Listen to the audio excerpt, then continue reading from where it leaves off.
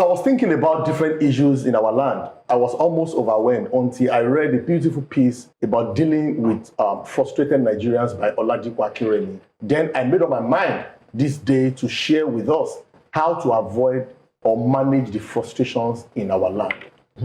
Here are various real-life scenarios to make my point. 1. 2 men were involved in a road rage on the ever-busy Nyanya Road in Abuja. One brushed the other unintentionally. The fellow whose car was brushed pursued the other fellow, blocked him, came out of his car with his wheel spanner and commenced to break the headlamp of the other fellow. The other man refused to come out of his car, allowed the man in utter rage to satisfy himself and drove off. Wisdom. It might probably cost him 100,000 naira or more, but he is still alive. A staff of the National Assembly, in an attempt to avoid knocking down an Okada rider who was driving against the traffic, ran his car into a stationary vehicle. He came out of his car and engaged the cyclist in a hot argument. Unknown to him, the cyclist was armed with a knife, with which he stabbed the motorist to death and rode away. 3. A man brushed a woman's car, came out and apologized, but she refused to accept the apology and called her husband, who is a military man, whilst on the road, waiting for the husband's arrival. A big truck came from nowhere and bulldozed both the woman and the crowd that gathered to watch. Husband came and only met the wife's dead body. This happened along Nyanya-Mararaba Road in Abuja. Hey, there is so much anger, rage, mental trauma, and lawlessness in the country right now. As much as possible, avoid arguments with strangers or even friends because you don't know what the other person is going through. Don't allow it to degenerate into scuffle or violence. School fees is there.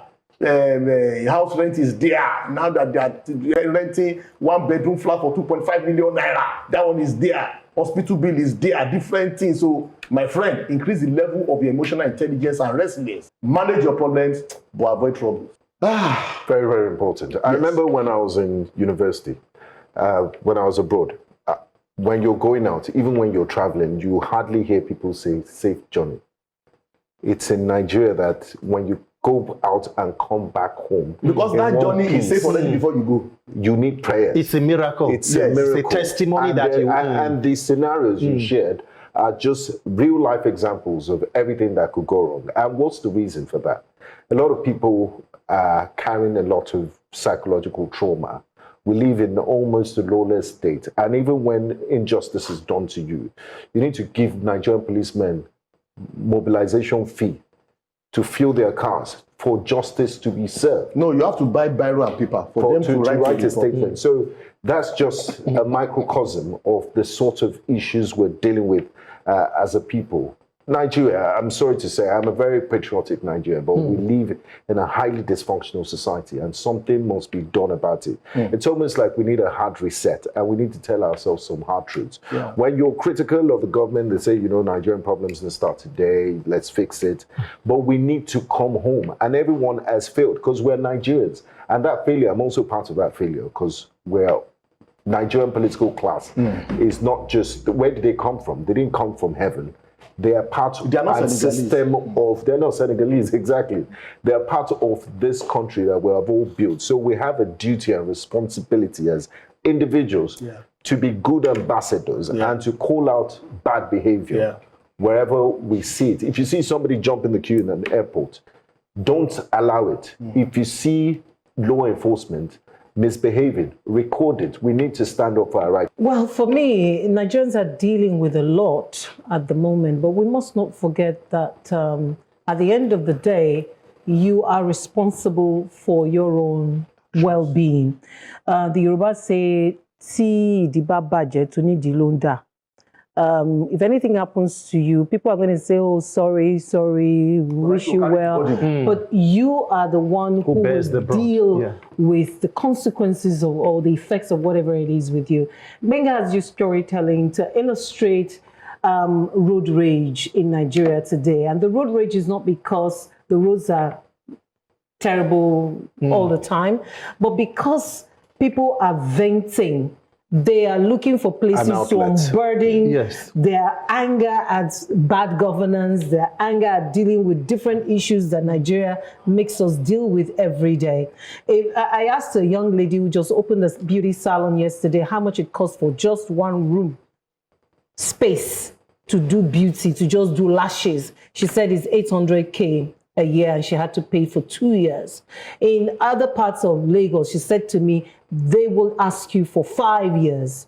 So you see somebody who is dealing with where to raise money to just one room, didn't have any adjoining room. And I looked at this young girl, you know, this young lady, having to deal with, I can't go to a better place than this because they're going to ask me for 5-year rent for an office. If you don't give it, somebody else will give it. So you're there, you're in your car, in whatever mode of transportation, and you're just angry. Trying to process and all of that. and anybody who comes your way, you want to transfer the aggression, you know, transfer the frustrations to that person. But we must understand that anger does not birth anything great.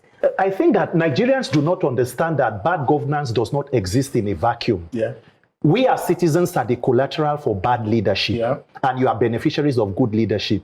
The level of dysfunctionality in your institutions and system automatically translates to the quality of life and how we relate with one another. Because even when, for example, he says, if you see someone who wants to jump a queue, you should say no to that. Imagine when it is the officials who should maintain the queue who facilitate jumping the queue. When you who tries to do something that is orderly becomes the abnormal person. In a place where there is so much injustice, people of integrity are seen as the problem. Yes. And that is why Nigeria has gotten to where it has gotten to. So you see a lot of people, the frustration. Look at a police officer. How much is your salary? You talked about you as the person going to buy the paper to write your own, you know, petition or statement. Even the police officers are the ones who buy their uniforms. Look at their barracks. Even poultries sometimes are better. Now imagine such a person with a firearm on the road, and you are telling them to protect the state, a state that has given him nothing to be comfortable from. So he's not doing it from a place of patriotism. It is rather a means to an end. So that weapon is to go there and help yourself. If you fail to fix the systems, Nigerians, go to prisons and see how people who committed crimes are regretting. Some of them, it was that rush. I wish I did not do it.